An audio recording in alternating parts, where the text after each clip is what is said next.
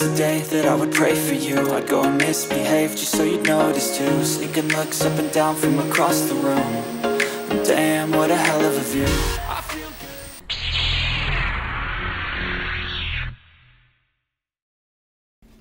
Hi guys! Welcome sa akin channel. For today's drone review, tingnan natin itong bagong labas na drone, si S188.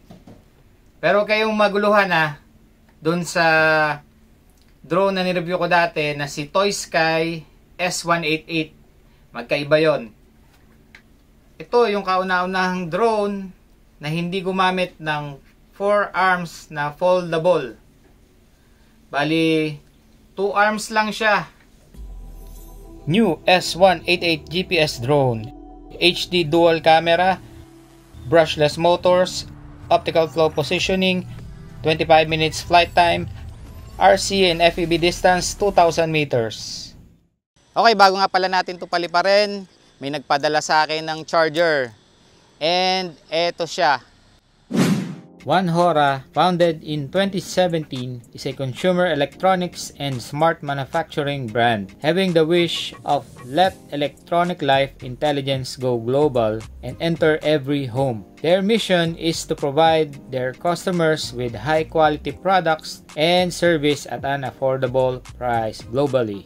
One Hora products are headphones, TWS earphones, power banks, Bluetooth speakers, chargers, cables, and phone accessories. Ito yung pinadala sa akin ni One Hora, yung kanilang 65 watt GAN charger. Narinig nyo na ba yung GAN or GAN? Kung hindi pa, ipapaliwanag ko sa inyo na mabilis lang kung anong ibig sabihin ng GAN. GAN or gallium nitride is a new semiconductor material known for its superior electronic properties compared to traditional silicon chargers. Mas mataas yung efficiency ng GAN chargers compared do sa mga silicon-based chargers. And mas mabilis yung charging time niya, mas efficient, and mas malamig or less heat ang nag-generate niya.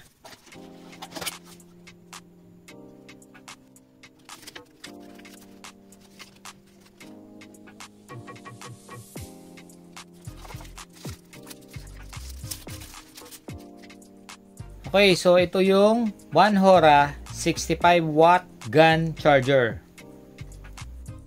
Meron itong 3 outputs, 2 Type C at isang Type A port.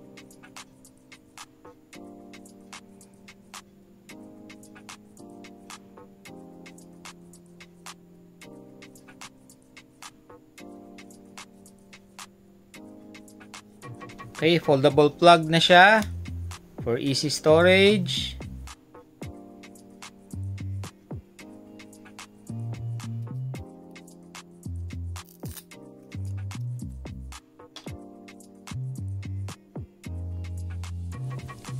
(2 meters, 3 ampere Type C to C cable).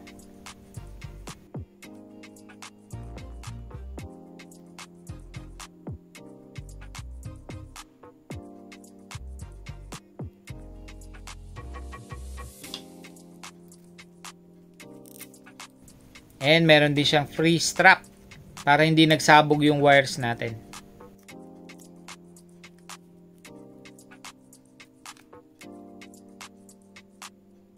Itong One Hora GAN charger with its 65 watt true power output, you can charge your devices simultaneously without worries of overheating. Kasi nga, mas lower yung temperature niya kahit 100% yung kanyang paggamit. Let's say, nag-charge ka sabay-sabay ng 3 phones, kayang-kaya niya.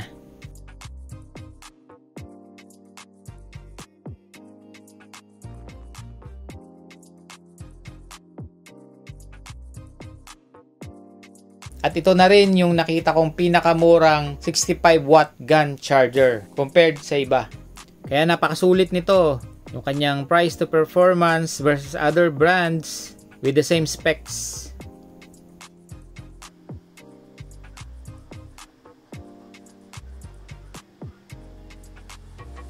So, para sa mga interested, you can visit their website store, onehora.com. Meron din sila sa Amazon, Mercado Libre, and all Shopee platforms worldwide. Ilalagay ko yung Shopee link dyan sa description box.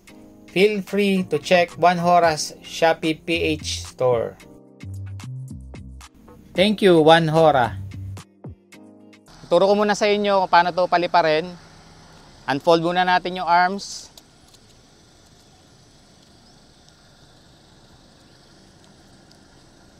Then make sure yung battery nakakabit.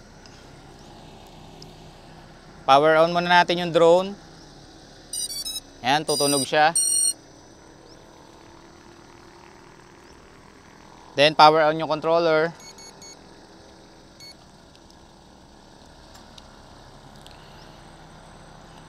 Then connect natin siya sa Wi-Fi dahil Wi-Fi drone ito. Ito, hanapin natin yung HF GPS 5G. Connect natin siya. Yan, connected na. Open natin yung app. Ang app niya is RX Drone.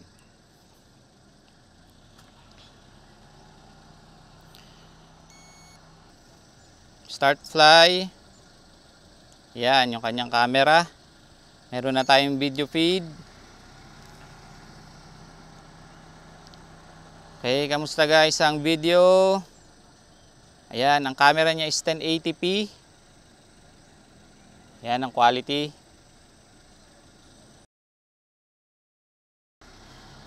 And note lang guys, wala tong gimbal kaya medyo shaky. Okay, bago natin paliparin, calibrate muna natin yung compass. Dito, isang press lang. Horizontal calibration, iikot natin. Pag nag-beep na, ayan, downwards naman or vertical position. Yun, double beep. Ibig sabihin, calibrated na. Baba natin ulit. Then next ay yung gyro calibration naman, isang press lang din.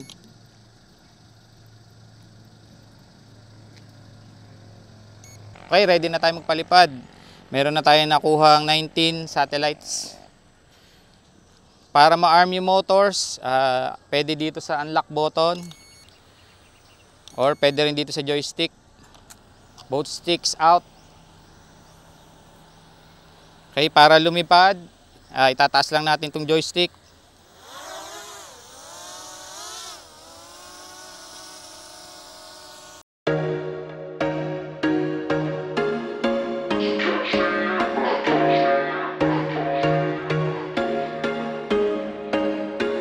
There was once a day that I would pray for you. I'd go and misbehave just so you'd notice too. Sneaking looks up and down from across the room.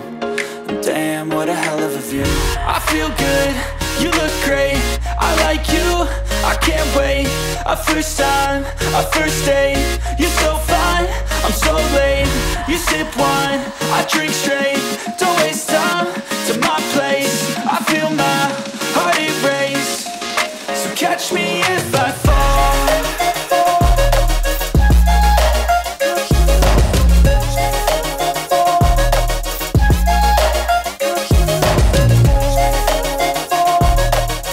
Okay, video record tayo. Yan guys, shaky yung ating video, manginig. Kasi wala tong gimbal, wala tong stabilization. You got it all on tap. I'm loving. Okay, check natin yung speed. We like all the same tracks. Listen all night in the sheets all black. Okay, nasa speed 1 pa lang tayo dyan guys. Speed 1. I feel good, you look great, I like you, I can't. Okay, slow. Slow and stable. I'm so late, you sip wine, I drink straight. Don't waste time. Speed 2 naman. Heart erase. So catch me if I fall. Okay, mabilis ng konti.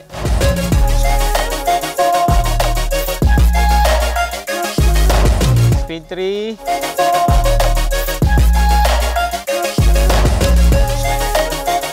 Okay. left guys, nakita nyo ba yung lipad niya? Kahit dalawa lang yung arms niya, stable na stable yung lipad. Kaya yung camera na to, kaya mga 180 degrees, kaya makukunan natin yung langit.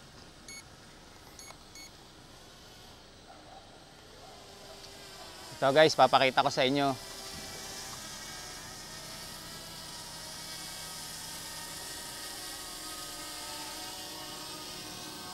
Ayan, nakababa siya. Pero ito ako. Ayan.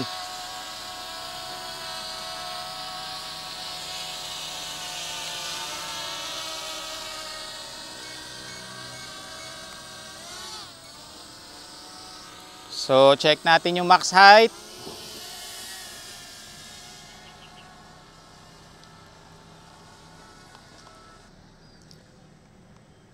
Okay, 180 dito sa telemetry, 200, 250, 260, 270. Okay, max height niya guys ay 300. Kita ba? Okay, 300 meters. Pero yung ating FPV ay naghang na. Okay, baba na tayo. Kaya guys, ito yung video feed niya or FPV feed natin or yung video record.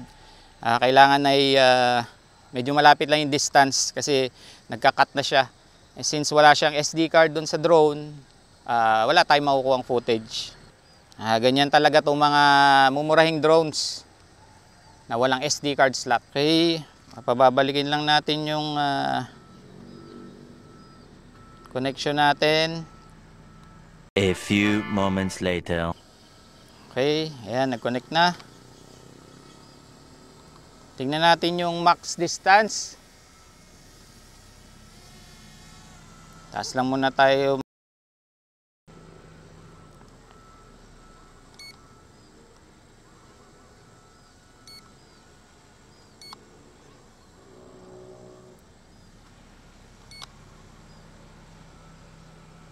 Okay, forward tayo. Tingnan natin kung gaano kalayo.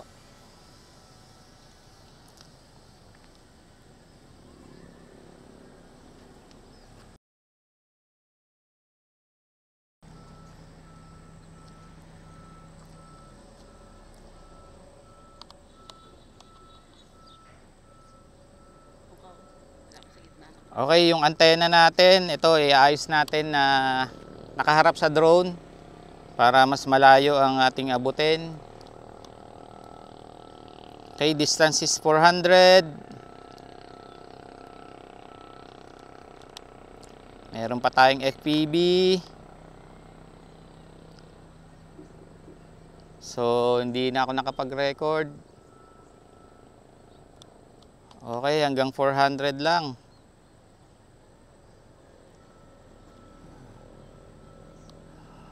$600. Ayan, ayaw na niya.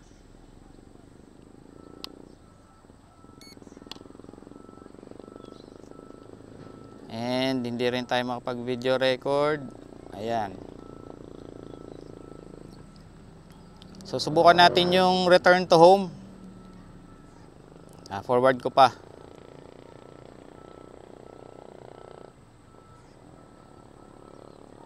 Medyo ayaw na talagang gumalaw guys. Iayos ko yung antena. Ayun. Nag-forward pa. Okay, 800, 900, dumiretso. Pero yung ating FPV signal ay wala na.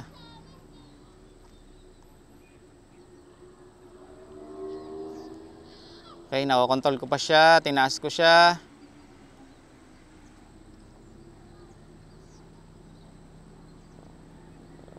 $1,260 or 1,259 meters. 1,4.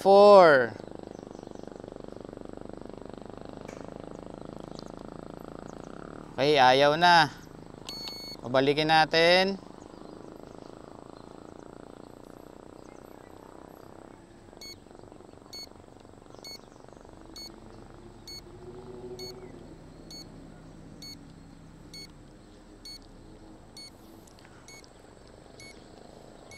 1,488 guys ang inabot. So ayun na siya, ni-return to home ko na, pabalik na siya. And na-disconnect na yung ating app.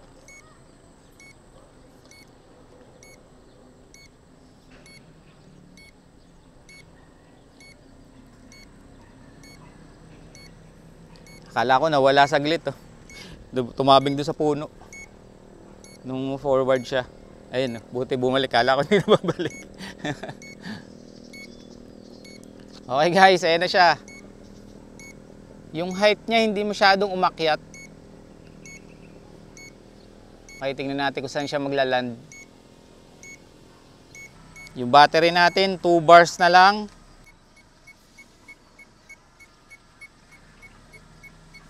Okay, ito siya. Mukhang malayo ng konti. Ito yung ating landing pad.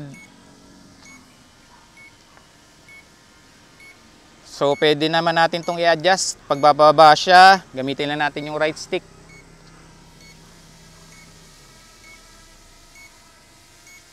Okay, ang bagal niyang bumaba. Tata.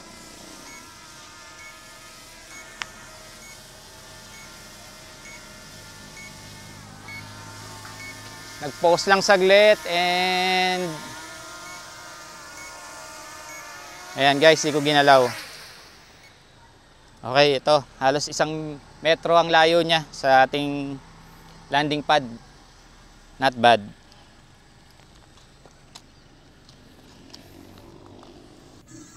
Okay guys, mag-take naman tayo ng photos. At ito yung sinasabi sa description na 8K photo.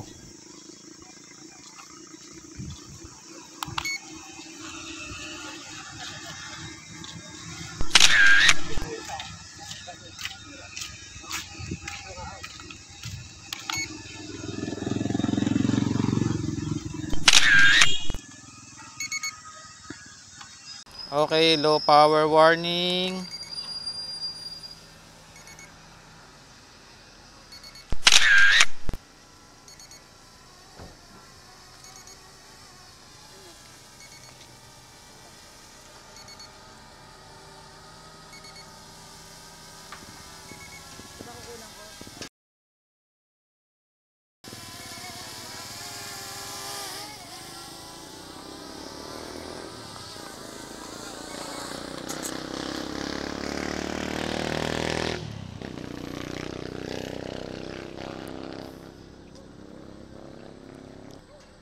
Okay guys, sa flight time natin, almost 15 minutes. Tetest pa natin ulit yung battery nito kung gaano katagal.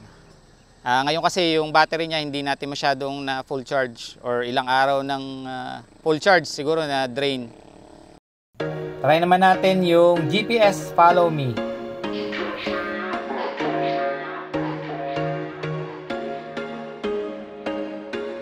There was once a day that I would pray for you. I'd go and misbehave just so you'd notice too. Sneaking looks up and down from across the room. And damn, what a hell of a view. I feel good, you look great. I like you, I can't wait. A first time, a first date. You're so fine, I'm so late.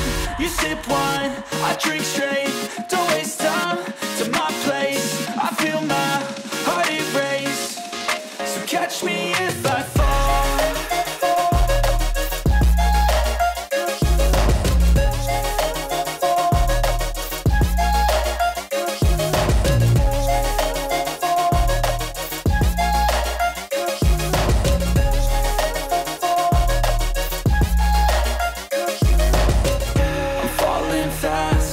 Praying that this night's gonna last.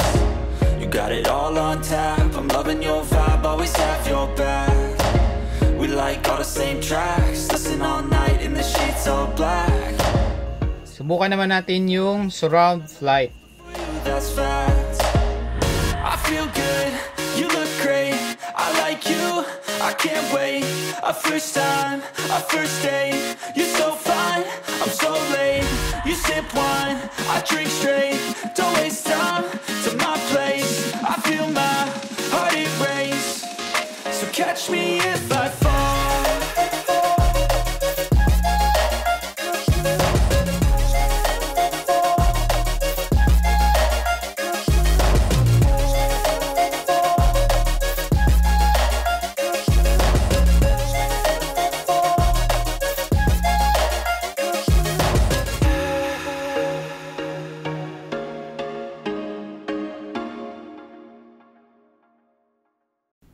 Okay, para hindi kayo ma-confuse, ito, si Toy Sky S188. So, ito siya.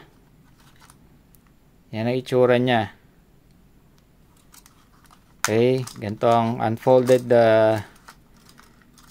looks. Yan. Then, ito naman si new S188. And ganito naman ang itsura niya kapag unfolded. Ayan. So, huwag kayo mako-confuse. Ito talaga yung unang S188. Hindi ko alam kung bakit ganun din yung pinangalan nila dito. Alright, samahan nyo naman ako sa unboxing nitong drone. Alright, check na natin tong bag. Yan, mataba siya. Hand carry bag lang siya. Unlike nung ibang drones na manipis na yung bag, ito makapal. Yan, and then may QR code dito sa labas. English video tutorial, scan code. Yung kabila siguro Chinese. Okay, open na natin. Boom! First, check muna natin accessories. Ito yung mga usual na kasama. Charging cable. Oh wow, double na siya. Oh. Mayroong type C and then mayroong micro USB. Okay, bago yun ah. Of course, yung screwdriver. Extra propellers, 8 pieces. Then, merong extra screws. Meron siyang user manual. Of course, in Chinese yung una. And meron din siyang English user's manual. Next, ito yung app user manual. Okay, ang app na ginamit is RX Drone GPS app. Then may QR code yan. Scan lang natin yan para direct natin makuha yung app. Next, yung controller muna. Yan. Maganda yung controller niya, beefy. Yan. Taba din siya. Dito yung kanyang handle. Yan, maganda. Meron siyang handle. Ito yung antenna. Okay, inspect natin yung antenna. Merong wire. Dito wala. Dito sa kabila meron. So, ayan. Kita nyo ba? So, may silbi yung antenna nito. Tingnan natin kung aabot nga ng 2,000 meters yung distance niya. Kasi meron siya antenna. Phone holder.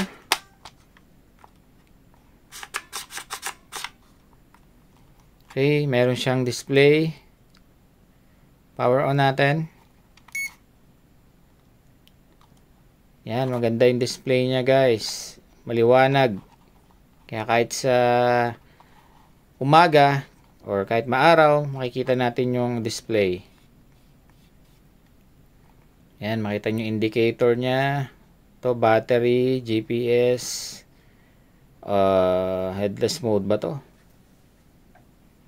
And may ilaw doon na indicator. Ewan ko kung ano yun. Walk through muna tayo sa mga buttons. Then ito, power on off. Yan, may naka-indicate naman. GPS. Ito, return to home. Lock and unlock. Gyro calibration. Compass calibration. And dito sa may likod, photos and video. Then yung speed. Okay, ganito na yung mga ginagawa nilang speed adjustment. Hindi na siya button. Yan. Pa-roller na. Then sa kabilang side ay obstacle avoidance siguro ito. And then camera tilt. Yan, sa likod. Built-in battery na siya. LiPo 500 mAh, 3.7 volts. Okay, hindi na natin kailangan ng mag-provide ng battery. Rechargeable na siya. Then, ito yung charging slot. Micro USB pa, hindi nila ginawang Type-C. Phone holder. Yung button niya, on-off switch, mechanical switch yung ginamit.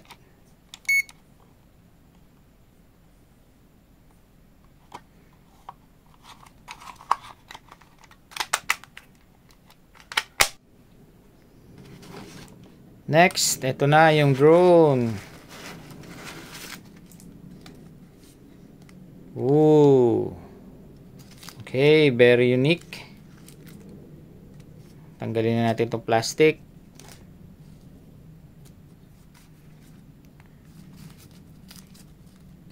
Okay, very unique to guys. Ngayon lang tayo nakakita ng ganito. Para siyang may paa kapag unfolded.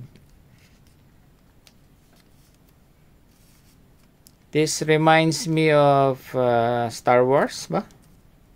Oo, yung long-legged na ano, na parang battle tank.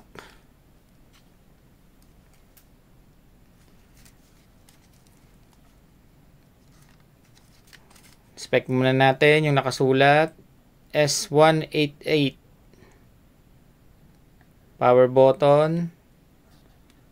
Then drone. Ito siguro may ilaw to. Tingnan natin mamaya pag na-power on. Tsaka dito. Battery slot.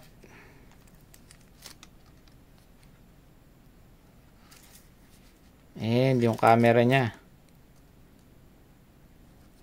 Parang may design na 3 cameras pero mukhang dummy lang yung dalawa. Ito yung pinaka main camera. Isa lang. And sabi, kaya daw nitong tumingala 180 degrees. Okay, kaya nga. So, hindi pa makavera nung body. Yun. Try natin yan sa flight test. Okay, pwede rin pababa.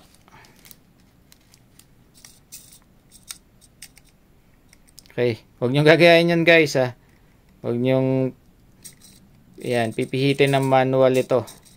Kasi baka masira yung motors. So, ito yung unique sa kanya. Yung arm design. Yan. Hindi na siya pa-fold ng ganito. Ng pa-side. So, ito. I-open ko yung arm. Yan. Yan. Okay, para siyang wing. Para siyang pakpak ng ibon. And then, upside down yung brushless motors. Tanggalin ko na itong plastic.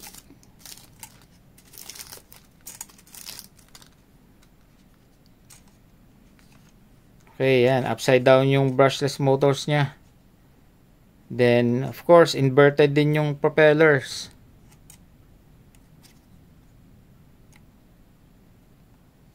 Okay. Meron siyang ilaw dito. Then, sa kabila. Then, meron ding belly camera. Serves as an optical flow sensor din. Then, may ilaw dito. Landing lights. Ito mukhang merong sensor. Andito yung sensor niya. Ito. Bali, 4-way obstacle avoidance sensor din. Infrared. Okay, yung battery niya is Li-ion battery. 7.4 volts, 1600 mAh. Ang requirement niya for charging is DC 5 volts, 2 amperes. Okay, and meron siyang pull it off before use cover dun sa contacts. Para habang nasa shipment siya, hindi siya mabuhay kapag naipit or napisa yung power button.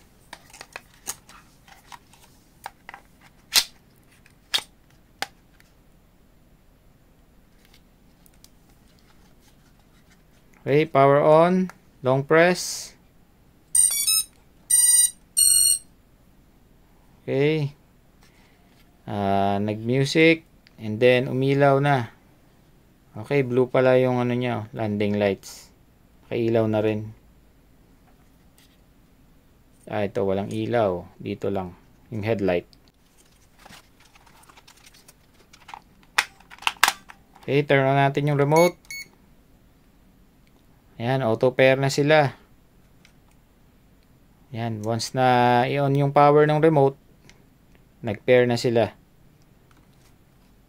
Okay, kailangan na lang natin dyan gawin is yung compass calibration. One press, ikot natin hanggang mag-beep. Yun, nag-beep na. Pwedeng downwards or upwards, pwede rin. Okay, nag-beep na.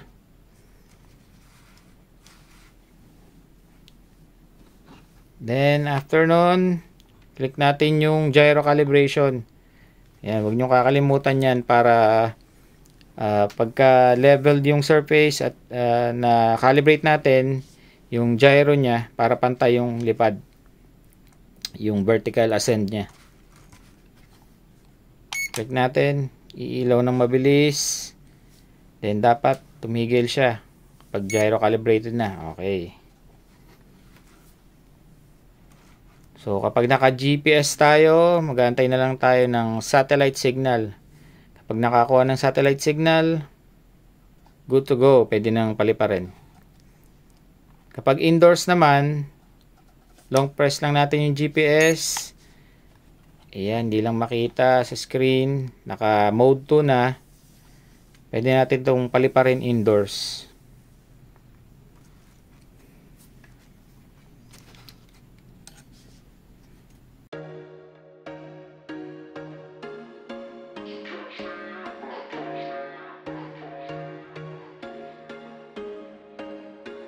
There was once a day that I would pray for you. I'd go and misbehave just so you'd notice too. Sneaking looks up and down from across the room.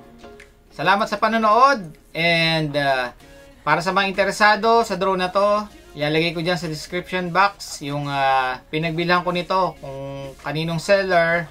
Ayan, i-click nyo na lang dyan sa description box.